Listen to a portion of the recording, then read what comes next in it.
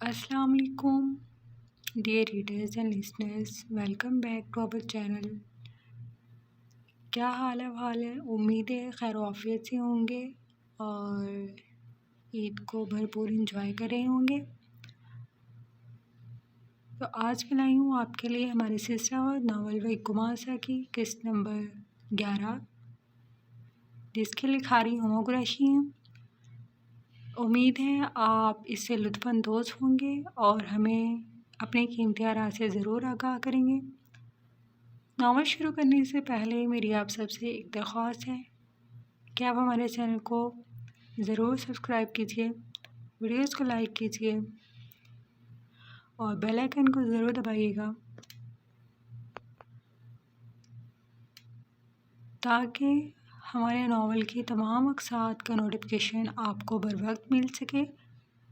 تو چلیے novel start کرتے ہیں۔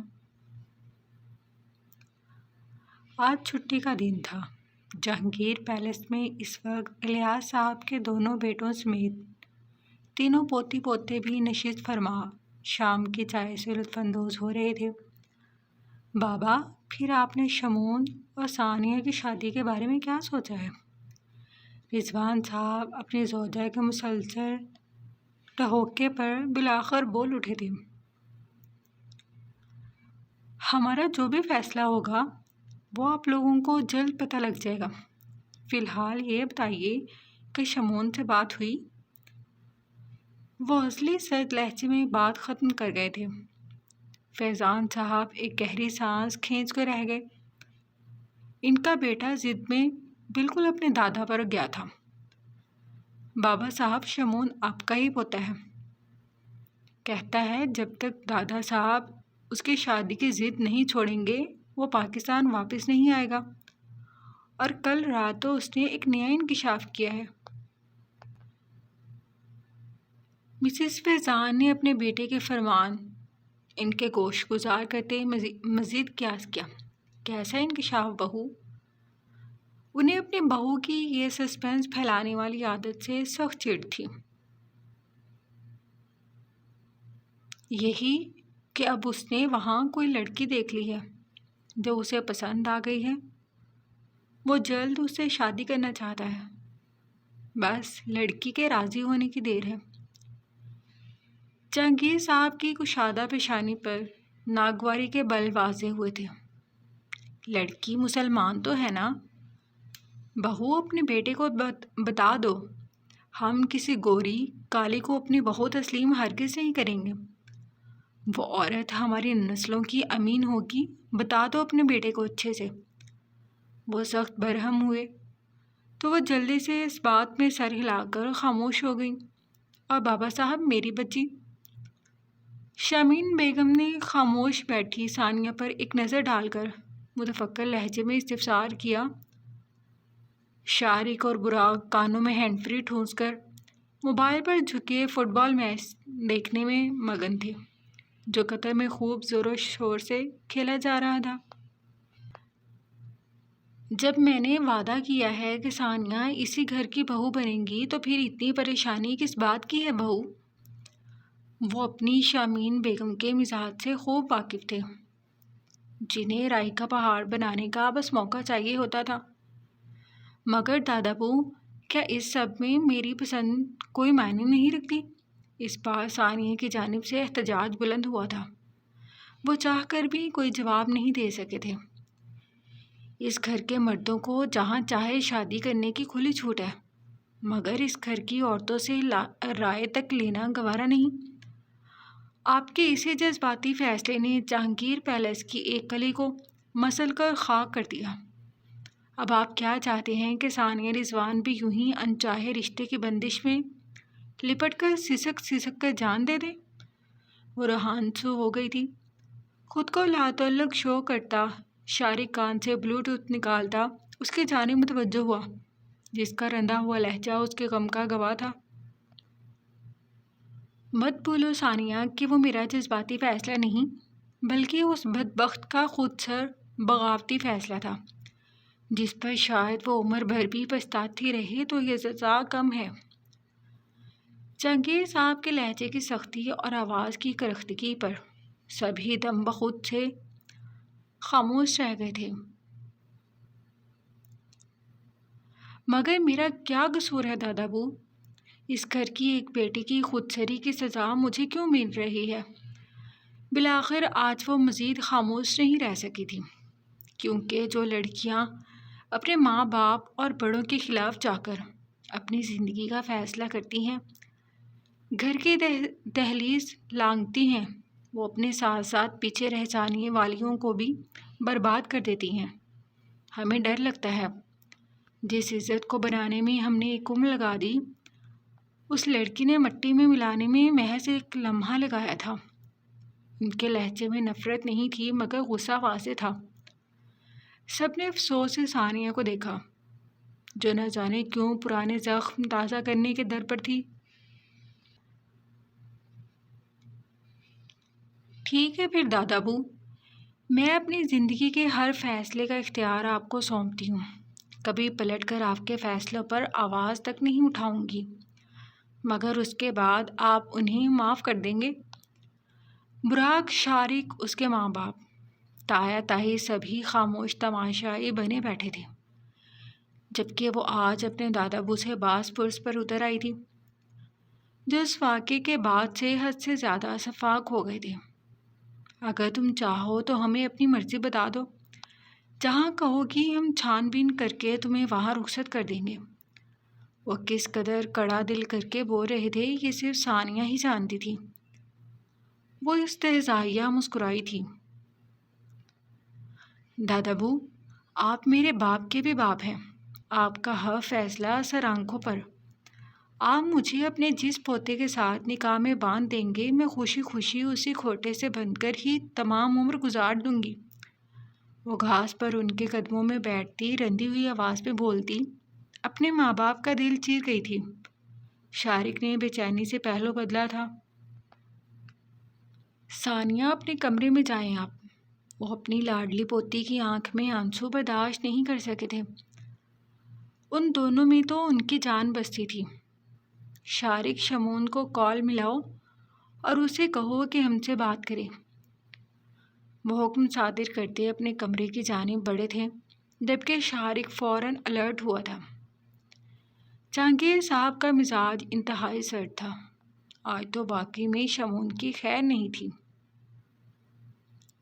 وہ عموماً شوز اسٹور جلدی آ جایا کرتی تھی، مگر آج اسے اسٹور پہنچنے میں خاصی دیر ہو گئی تھی۔ کچھ روز میں ویلنٹائنس ڈے تھا۔ ایسی صورتحال میں آج کل اسٹور میں خاصا رش رہنے لگا تھا۔ وہ ابھی ایک کسٹمر کا حساب کر کے فارغ ہوئی تھی۔ رش ابھی بھی تھا، مگر وہ اس وقت کیش کاؤنٹر پر تھی۔ مگر شمون کو دیکھ اس کی تیوری چڑھ گئی تھی، جو کافی دیر سے کوئی لیڈیز سینڈل دیکھنے میں مصروف تھا۔ مس ہانیہ، کیا آپ یہ سینڈل اپنے پاؤں میں ڈال کر دکھا سکتی ہیں؟ وہ کاؤنٹر کے نزدیک آتا شرارت سے بولا تھا۔ ہانیہ نے گور کر دیکھا تھا۔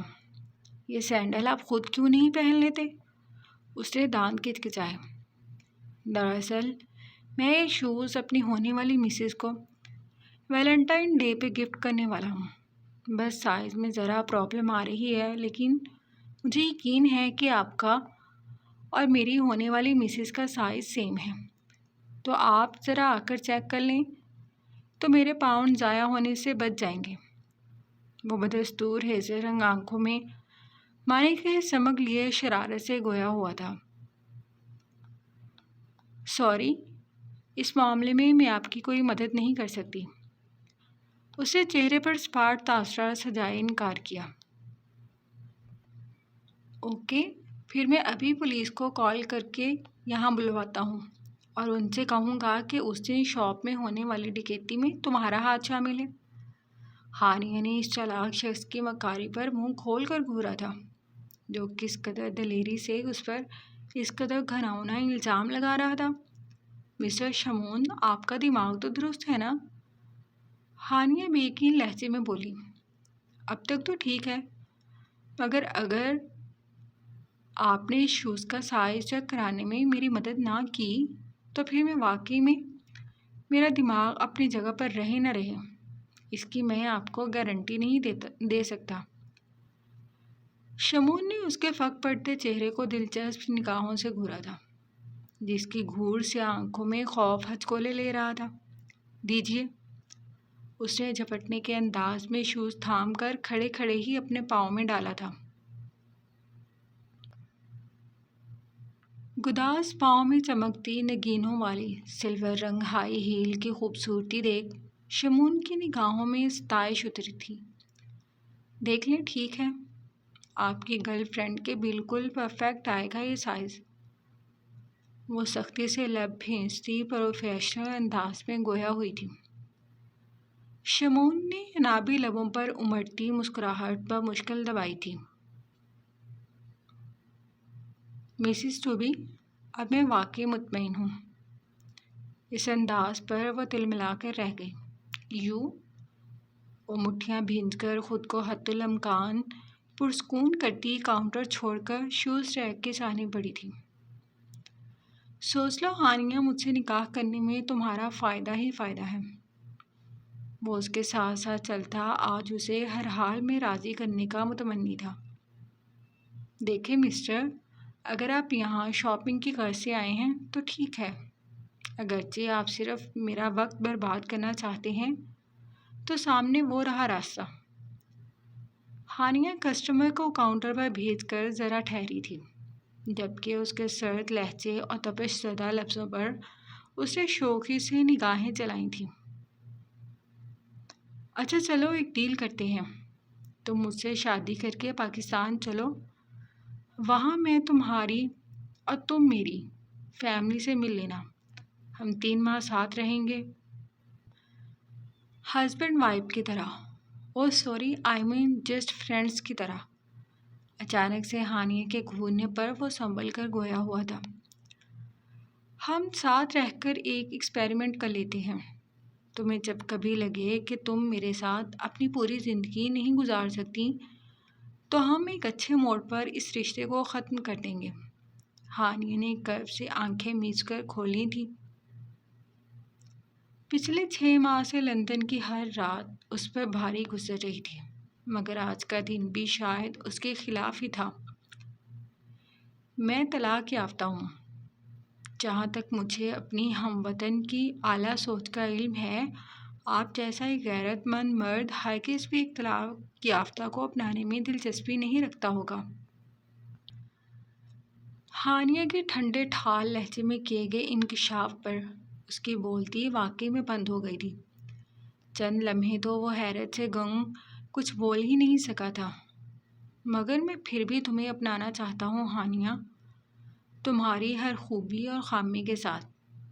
اگر وقت ملے تو اس بارے میں سوچنا ضرور، ورنہ ایسی چھوٹی چھوٹی جابز کرتے تمہاری زندگی نکل جائے گی۔ پاکستان واپس لوٹ کر جانے کے لیے پیسے جوڑتے جوڑتے تم خود ٹوٹ جاؤ گی، مگر اس بھنور سے آزاد نہیں ہو سکو گی۔ وہ نرمی سے بولتا اس کی ذات میں چھپا بھرم پاش پاش کر گیا تھا۔ تو کیا وہ اس کا راز پا گیا تھا؟ ہانیہ کو ایک دم ہی ہوا میں آکسیجن کا تناسب کم ہوتا محسوس ہوا تھا۔ مگر میں اسی شہر میں اپنی قبر بنوانا چاہتی ہوں، سمجھے تم؟ اور خوب جانتی ہوں اس محبت کے بخار کو۔ 4 دن کی بات ہے، پھر اپنی اصلیت پر آ جاؤ گے۔ وہ دبے دبے لہجے میں درد بھری آواز میں چنگھاڑی تھی۔ شمون کی کشادہ پیشانی پر ناگواری کے بل واضح ہوئے تھے۔ کچھ مقامی لوگوں نے 2 لمحے ٹھہر کر ان دونوں کو دیکھا اور پھر نظر انداز کرتے آگے بڑھ چکے تھے۔ ہانیہ، جوش سے نہیں، ہوش سے کام لو۔ میرا وعدہ ہے میں تمہاری ساری پریشانیاں، دکھ سب خود میں سمیٹ لوں گا۔ وہ گہری سانس بھرتا خود کو پرسکون کرتا نرم لہجے میں بولا تھا۔ کیا آپ کو میری ایک بات سمجھ نہیں آتی؟ مجھے نہیں کرنی آپ سے شادی، بات ختم ہو گئی۔ وہ درست لہجے میں بولی تھی۔ اوکے ریلیکس، میں جا رہا ہوں، تم اپنی جاب پر دھیان دو۔ وہ زیر احسان سے سمجھاتا خود الٹے قدموں واپس نکل آیا تھا۔ وہ سر جھٹکتی کاؤنٹر تک آئی تھی۔ نیا نیا خمار ہے، اتر ہی جائے گا، محبت کی شام ہے سو ڈھل ہی جائے گی، وہ آئیں تو کہنا نہیں رہتا تیرا انتظار اب مجھے، کہ ان منتظر نگاہوں نے اب تیری آس لگانا چھوڑ دی ہے۔ ناروے میں شدید سردی کے دن تھے، کافی دنوں سے سورج طلوع نہیں ہوا تھا۔ وہ اسکول کے بعد آج گھر کا کچھ سودا صرف لینے کی غرض سے مارکیٹ آ گئی تھی۔ وہ ضرورت کی اشیاء خریدتی اب اپنے گھر کی جانب گامزن تھی۔ ابھی جویریہ چند قدم ہی اٹھا سکی تھی کہ انہیں محسوس ہوا جیسے کوئی تھا جو ان کے تعاقب میں تھا۔ شدید برف باری مسلسل جاری تھی، سڑکوں پر برف کی تہ بچھی ہوئی تھی۔ گردن گھما کر دیکھا تو ہر کوئی اپنے راستے پر گامزن تھا، بلیک ہوڈی، موٹے دستانے، پاؤں میں سیاہ شوز پہنے۔ انہیں ہر کوئی ایک ہی شکل کا لگا تھا۔ شکل پہچاننا بہت مشکل تھا۔ اف، میں بھی کیا سوچ رہی ہوں، یہاں ہمیں کون پہچان سکتا ہے بھلا؟ وہ سر جھٹکتی اپنے راستے چل نکلی تھی۔ سیاہ لانگ کوٹ میں ملبوس شخص کی مسکراتی نگاہوں نے دور تک اس کا پیچھا کیا تھا۔ ہیلو اقصیٰ، کیسی ہو؟ سیف نے پہلے اس کی خیریت دریافت کی تھی۔ میں اللہ کا شکر، تم بتاؤ خیریت؟ مسز ابراہیم بتا رہی تھی تم نے بلا وجہ انہیں تنگ کیا۔ وہ متجسس سی سوالیہ بولی۔ بس ویسے ہی پریشانی ہو رہی تھی۔ تم پاکستان کب آ رہی ہو؟ وہ ابھی تک پریشانی کا شکار تھا۔ کیا ہوا ہے سیف، سب خیریت تو ہے نا؟ اقصیٰ کو کھٹکا ہوا۔ سب خیریت ہے، مگر آج کل تم اس بزنس ٹائکون ریاض احمد کے کیس میں زیادہ دلچسپی کیوں لے رہی ہو؟ میں نے تمہارا انٹرویو دیکھا تھا۔ یار دور رہو ان سب لوگوں سے۔ اقصیٰ نے کچھ روز قبل ہی فارن پاکستانی یوٹیوبر کو اسٹریٹ انٹرویو دیا تھا، جو محض 2-4 سوالوں پر مشتمل تھا، مگر سوشل میڈیا پر خاصا مقبول ہو رہا تھا۔